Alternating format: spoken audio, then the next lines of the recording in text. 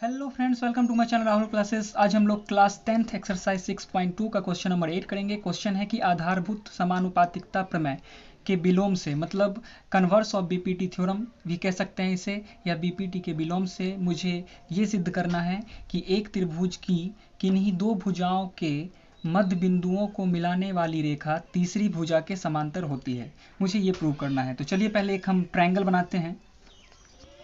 तो पहले एक हम लोग ट्रायंगल बनाते हैं। ये आपका एक ट्रायंगल रहा, ठीक है। ये ट्रायंगल है, इसका नेमिंग करते हैं ए बी एंड सी। ये एक ट्रायंगल है। इस ट्रायंगल में ये कहा गया है कि दो मध्य बिंदु, किन्हीं दो भुजाओं, जैसे किन्हीं दो भुजाओं के मध्य बिंदु को मिड पॉइंट कहते हैं।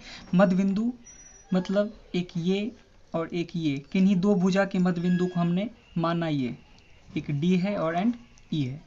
डी और ई क्या है? मध्य बिंदु है। हमने ये यहाँ पे लिया है कि डी और ई जो है वो मध्य बिंदु है। तो हमें ये बताना है कि तीसरी भुजा के समांतर होती है, मतलब डी ई जो है वो पैरेलल होगी बी सी का। मुझे बताना ये है, प्रूव करना ये है कि डी ई जो है वो पैरेलल होगा बी सी का। तो चलिए जो पहले गिवन है उसको लिखते हैं। जैसे कि दिया है डी और ई मध्य बिंदु हैं, जो है वो लिख देते हैं। डी और ई क्या है? मध्य बिंदु हैं। और हमें सिद्ध करना है, आप टू प्रूव भी लिख सकते हैं या सिद्ध करना है वो भी लिख सकते हैं। तो क्या सिद्ध करना है? डी ई जो है वो पैरेलल है बी सी का। मुझे क्या प्रूव करना है? डी ई जो है वो पैरेलल है बी सी का, मुझे ये प्रूव करना है।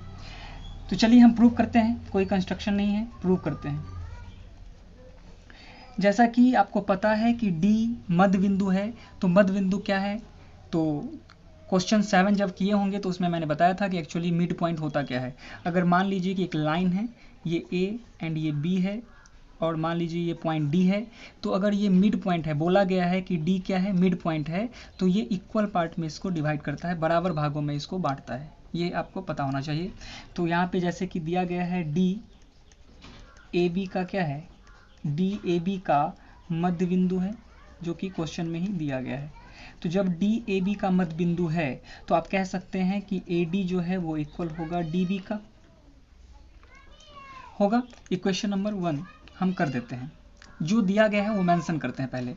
उसके बाद आप कह सकते हैं कि ई जो है वो ए सी का मध्य बिंदु है, तो लिखेंगे ए सी का मध्य बिंदु है, या आप इसे मिड पॉइंट भी कह सकते हैं। आप इसे मिड पॉइंट भी कहते हैं। तो ए सी का मध्य बिंदु है, तो क्या हो जाएगा? ए ई जो है वो इक्वल हो जाएगा ई सी का। तो ये जो गिवन था इसके हिसाब से हमने ऐसा कर लिया। मुझे प्रूव करना है D E parallel B C. तो D E parallel B C कब होगा? अगर कैसे भी हम इस दोनों साइड का रेशियो सेम कर दे, है ना, A D by D we equal to A E by E C, तो कन्वर्स ऑफ बीपीटी थ्योरम के हिसाब से ये D E parallel B C हो जाएगा। तो मेरा जो टारगेट है वो क्या है? इस रेशियो दोनों का सेम करना। तो चलिए हम रेशियो को सेम करते हैं। कैसे करेंगे?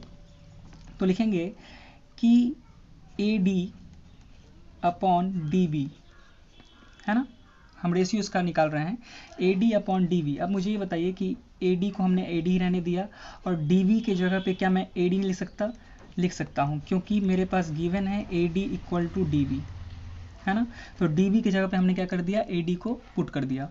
तो क्या हो गया? इससे कैंसिल हो गया, मतलब 1 हो गया। तो आप कह सकते हैं कि A D by D B equal to क्या होगा?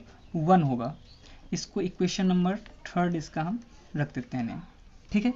तो A D by D we equal to हमने क्या अभी फाइंड किया है? 1 फाइंड किया है।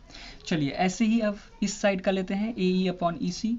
तो अब इसका निकालते हैं, लिखते हैं A E upon E C equal to, अब मुझे बताइए कि ए ई को ए ई रहने दिए, और क्या मैं ई सी को ए ई नहीं लिख सकता? है ना, ई सी को ए ई लिख सकता हूँ मैं।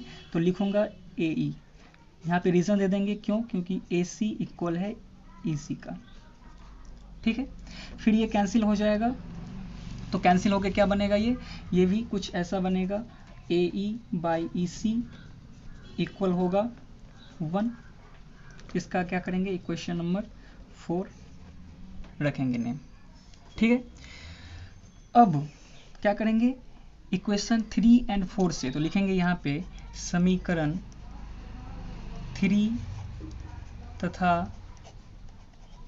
4 से, है ना। समीकरण 3 तथा 4 से आपको क्या मिला देखने को, आप देखे होंगे कि जब आपने पढ़ा होगा कि जब LHS या RHS इक्वल हैं, जैसे कि यहाँ पे RHS दोनों साइड इक्वल हैं तो LHS भी आपस में क्या होते हैं, इक्वल होते हैं, है ना। LHS RHS इक्वल है ना, राइट हैंड साइड इक्वल है तो लेफ्ट हैंड साइड भी क्या होंगे, इक्वल होंगे। तो देखिए इसमें भी 1 है, इसमें भी 1 है, दोनों इक्वल है तो AD/DV, तो आप यहाँ लिख सकते हैं कि AD/DV इक्वल होगा किसका, AE/EC का, AE/EC का, ठीक है। देखिए जब भी कभी BPT लगाते हैं या कन्वर्स ऑफ BPT लगाते हैं तो ट्रायंगल को मेंशन करना जरूरी है। आप ट्रायंगल को पहले यहाँ पे क्या करना पड़ेगा, मेंशन करना पड़ेगा। तो चलिए ट्रायंगल को मेंशन करते हैं। मेंशन करने के लिए कौन सा ट्रायंगल है, ट्रायंगल ABC, तो लिखेंगे ट्रायंगल ABC में अभी हमने प्रूव किया है AD/DV इक्वल है AE/EC का इक्वल है। ये कहाँ से आया, तो आप लिखेंगे यहाँ पे ऊपर सिद्ध कर चुके हैं, ऊपर सिद्ध कर चुके हैं, या आप यहाँ पे लिख सकते हैं प्रूव्ड एबव, है ना, प्रूव्ड एबव जो भी लिखे आप। तो AD/DV इक्वल टू AE/EC हम कहाँ से लाएं, ये ऊपर सिद्ध कर चुके हैं। तो जब ये ऊपर प्रूव है तो आपने पढ़ा था कि BPT कन्वर्स से, कन्वर्स ऑफ BPT से कि अगर रेशियो सेम है तो ये लाइन क्या होंगे, आपस में पैरेलल होंगे। तो क्या करेंगे हम यहाँ पे लिख देंगे कि DE पैरेलल होगा BC का। यही मुझे प्रूव करना था जो कि हम कर दिए। और यहाँ रीज़न देंगे, ये जो DE पैरेलल BC है ये क्यों हुआ, तो रीज़न हम यहाँ पे देंगे कन्वर्स ऑफ BPT थ्योरम लिख दीजिए, कन्वर्स ऑफ BPT या BPT के विलोम से, BPT के विलोम से ये प्रूव्ड हो गया। तो आई होप ये क्वेश्चन आपको समझ में आया होगा। अगर समझ में आया तो दिल से लाइक करें।